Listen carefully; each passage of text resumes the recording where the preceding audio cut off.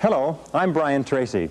About 25 years ago, I began a lifelong search for the answer to the question, why is it that some people are more successful than others? Why is it that some people earn more money, they have better jobs, they get promoted more rapidly, they live longer, they have better health, they have happier relationships, and yet the great mass of men and women, by their own admission, live lives of quiet desperation?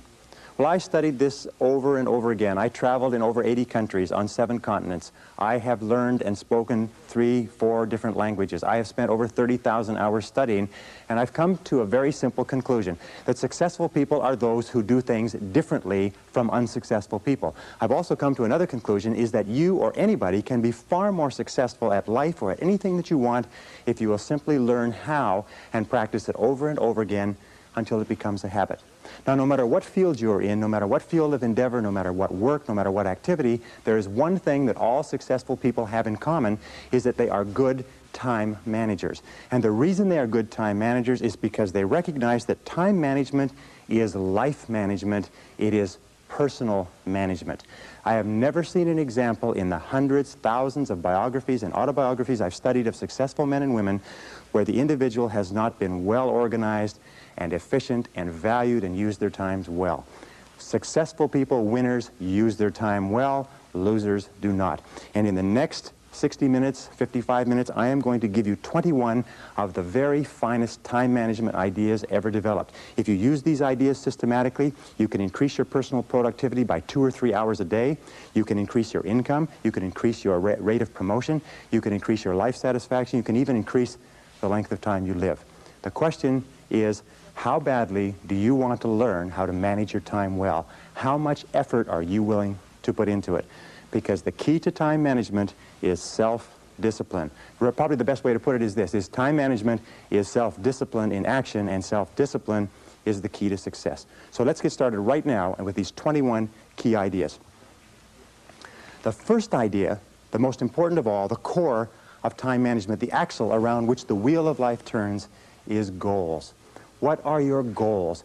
What is it that you want to be or to have or to do? What is it that you want to accomplish in the next 1, 2, 3, 4, 5 years? The top 3% in every field have goals. The balance of the population have either very vague goals or no goals at all.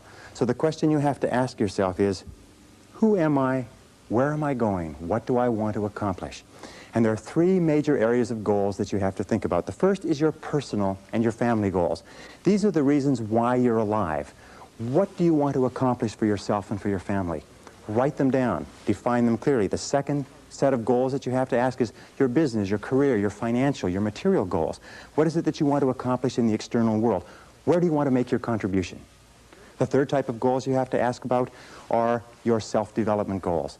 And in my estimation, your ability and your willingness and your tenaciousness in developing yourself is the key to accomplishing everything else. So here's 3 questions that you can ask. The first question is, what would you do? What would you set as a goal for yourself? What would you want to be or have if you just won $1 million in the lottery? What would you do if you just won $1 million? If you had all the time and money, you're completely free to decide to do anything you wanted. If you won $1 million, what would you do differently? Think about that. Hold that in your mind. The second question is, what would you do if you just learned today that you only had 6 months to live? What if you only had 6 months to live? What would you stop doing? What would you do more of? Who would you spend time with? Now, the answer to that question is very interesting because what it tells you is what you really value. What is really important to you? And what we have found is that self-esteem, satisfaction, happiness in life comes from getting your goals and your activities congruent with your values, with your priorities, with what you consider to be really important. Now, here's the third question. The third question is, what one great thing would you dare to dream if you knew you could not fail? If you knew beyond the shadow of a doubt that you could not fail, what one thing would you set as a goal for yourself? Because sometimes answering that question will tell you the one thing that you've been put on this earth to accomplish. One final point with regard to goals is that goals must be in writing. You must write them down, you must rewrite them, you must define them, you must redefine them. The top 1% of successful people in every area have very clear, specific, written goals. And most of them carry their goals around with them. So let's go from goals as the core of success to point number 2, which is organized plans of action. In an interesting study, or a variety of studies that have been done, they've come to the conclusion that organized plans of action are the key to all success. In fact, action without planning is the cause of every failure. Action without planning is the cause of underachievement. Action without planning is the cause of frustration, time wastage, anxiety, stress, and lack of success in life. So organized plans of action are critical. Now, what is an organized plan of action? An organized plan of action is where you take your goal, you take your objective, and you write out every single step that you're going to have to follow in order to accomplish that objective. You write it out and you list all those plans of action, all of those different activities, and you organize them together into a plan that you can then implement on a day-to-day basis. You decide which has to be done first and which has to be done last, which is more important, which is less important. In fact, the ability to set goals and to create plans for their accomplishment is the master skill of success. If all you learned in life, all you learned in school, was the ability to be a continuous goal setter and a continuous planner, day and night, planning, organizing, planning, writing, thinking about what you're trying to accomplish, you'll accomplish more in a year or 2 years than most people accomplish in 10 years or an entire lifetime. It has nothing whatever to do, by the way, with your intelligence. It hasn't anything to do with your education. You know, half of the best educated people in the country are working for people who didn't finish high school or didn't finish college. I wrote an article for a major publication not long ago which said that if you do not have clear goals for your life, you are condemned forever to work for those who do. You see, in life it's very simple. Either you are working toward the accomplishment of your goals or you're working toward the accomplishment of other people's goals. Very important. Now, the third point in excellent time management is analysis. Make a list. In fact, it's been discovered that if you make a list before you begin any task or job, you will immediately improve your productivity by 25%. How do you make a list? Well, you make your list for the week the Sunday or the Saturday before, and you make your list for each day the evening before.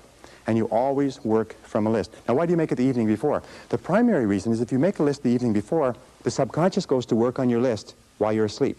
And during the night, the subconscious will solve problems and bring insights to you. You'll wake up in the morning with insights, ideas, intuitions, answers that will make your day more productive. Now, the second reason that you use a list is because if you don't have a list, it's like driving down the street in a car with no steering wheel.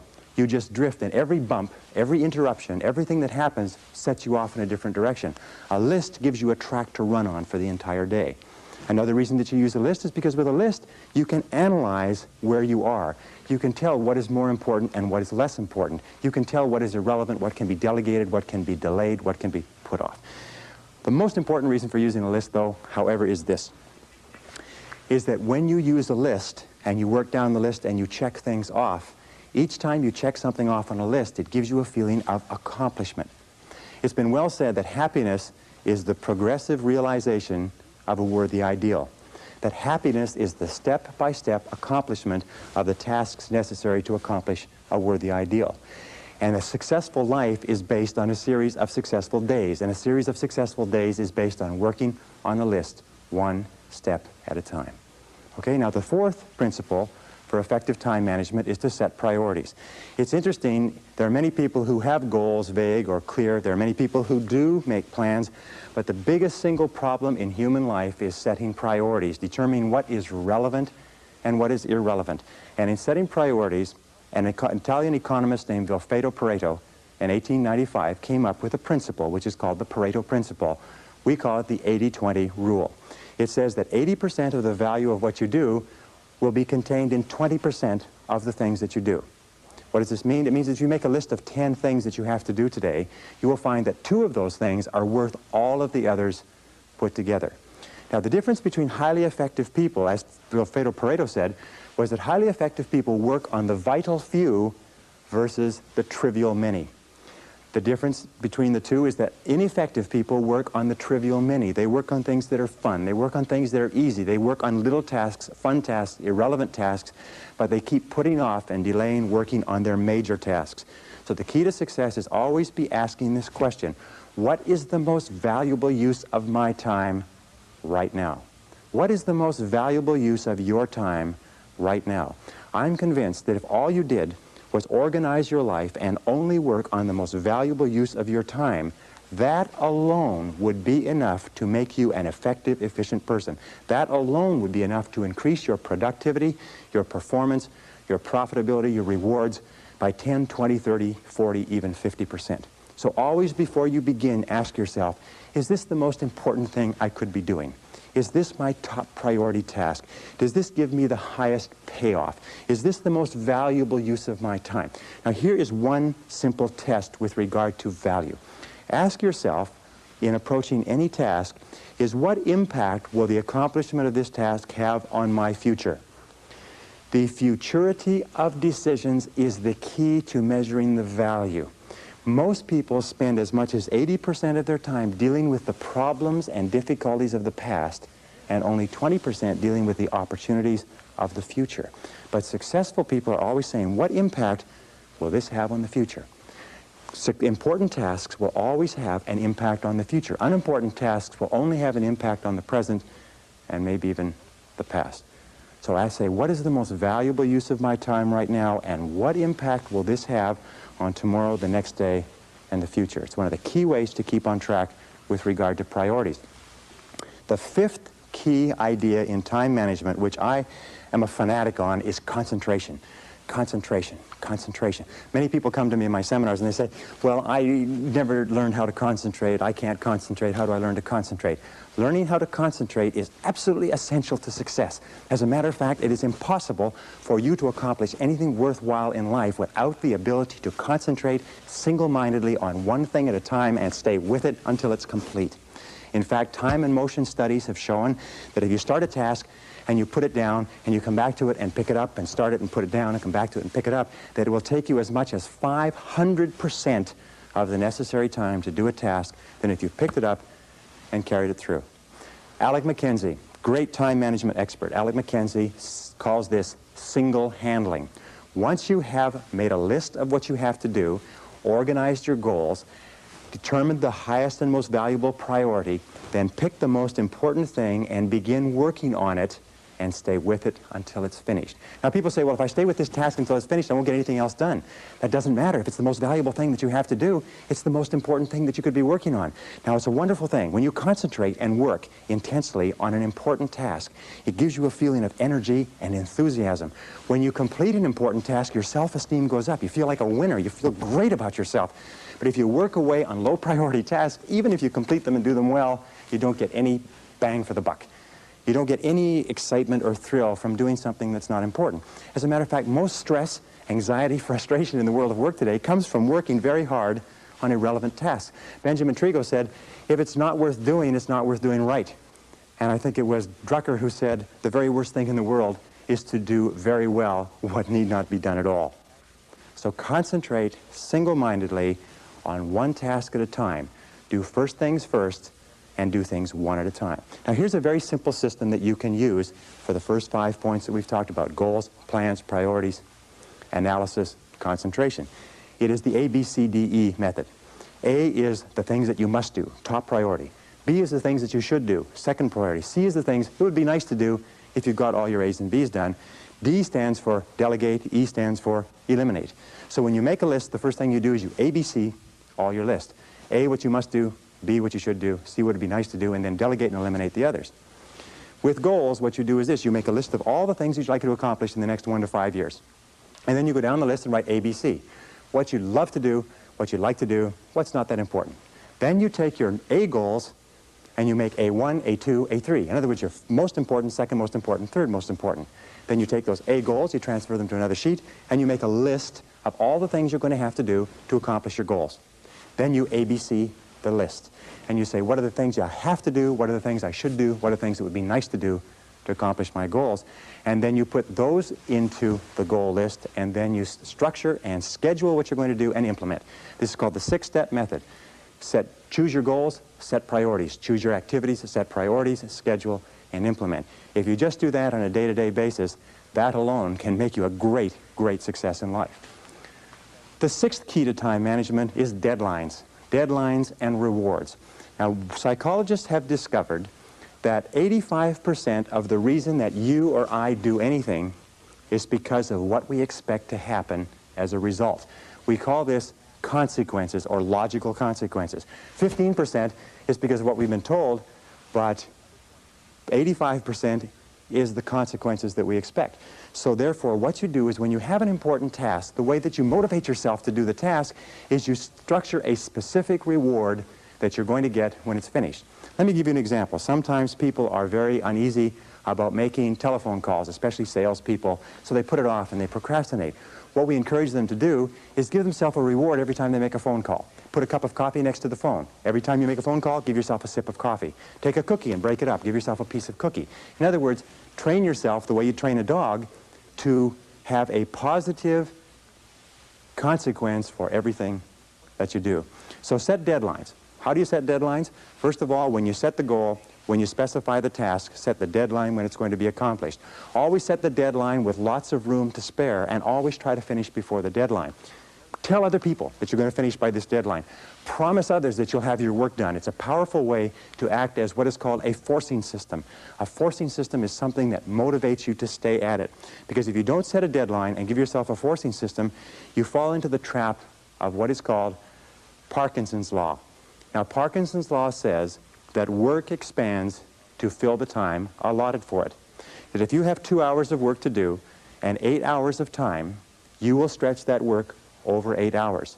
Parkinson's law also says that work contracts to fill the time allotted for it. If you have 8 hours of work to do, and because of an emergency you have to have it done in 2 hours, you will get it done in 2 hours. Highly effective people are always setting tight, stringent, disciplined deadlines on themselves so they get more work done in a short period of time rather than less work done in a long period of time. Does this make sense? Very, very important. The next principle, number 7, is what is called the time log, which is writing down and keeping track of where your time is going. All effective people know where their time goes. Now let me tell you an interesting principle with regard to time management. It is this, is the more important you are, the more successful you are, the more you tend to measure out your time in minutes. The less successful you are, the more you tend to measure out your time in hours, days, and weeks. The average person thinks of terms of morning or afternoon. The above average person thinks of hours. The successful person thinks of half hours. The very successful person thinks in terms of minutes. They allocate their time carefully. Now the only way that you can do that is what? Is you've got to keep track of what you're spending your time on. 60, 70, 80% of people are not aware of how they spend their time. They think they spend a lot of time in meetings. It turns out they spend a lot of time socializing. They think they spend a lot of time working on reports. It turns out they spend a lot of time on the telephone. They think they spend a lot of time doing important jobs. It turns out they spend a lot of time wasting time. So keep a time log, or just keep a sheet, and whenever you have a chance to look at your watch, write down what you're doing at the time. Or have somebody else watch what you're doing and feed back to you how you're spending your time. And then you have to ask, is how I'm spending my time consistent with my major goals, my top priorities, my high payoff tasks? And you'll find that it's not. And you'll also find that you feel frustrated and you feel stressed if you are not working your time on the things that you're supposed to do. So keep measuring your time, logging your time, analyzing your time. How am I spending my time? Am I spending my time on the things that are important to me? Am I spending my time on the things that give me a big payoff? And if you're not, keep adjusting and modifying your schedule. A very interesting point with regard to the time log is that self-discipline is critical. You've got to discipline yourself, and you've got to measure and analyze your time every single day, or you slip off it again. The next principle is the principle of procrastination. Overcoming procrastination is absolutely critical, but there's two kinds of procrastination. There's positive procrastination and negative procrastination. Positive procrastination is when you procrastinate on doing low priority tasks. It is when you procrastinate on doing things that do not contribute very much to your major goals. Negative procrastination is when you procrastinate on what is called your most important tasks. Now there's an interesting point, is that their tasks are either urgent, which means they have to be done now, or they are important, which means they don't have to be done now, but they have a very high impact on your future. We have a natural tendency to always do what is urgent rather than what is important. Important tasks are seldom urgent, and urgent tasks are seldom important. So you overcome procrastination with a very, very simple method. It was developed by W. Clement Stone when he was a young man. He built a fortune of $500 million, and this is one of the central principles of his life. It's simply this. Every morning when you get up, say over and over to yourself, Do it now. Do it now. Do it now. I do it now. Do it now. Whenever you have this tendency to procrastinate, program your subconscious mind with this automatic conditioned command. Do it now. Do it now. Do it now. The key to overcoming procrastination is to develop a sense of urgency. Be the kind of person who gets things done quickly. Be the kind of person who launches fast on a task. One of the ways to launch fast on a task is to take the task and break it up, what is called salami slicing it. Slice a piece of salami. You don't try to eat a whole loaf of salami, you just eat it one slice at a time. Take your task and break it up into small pieces and do one piece at a time.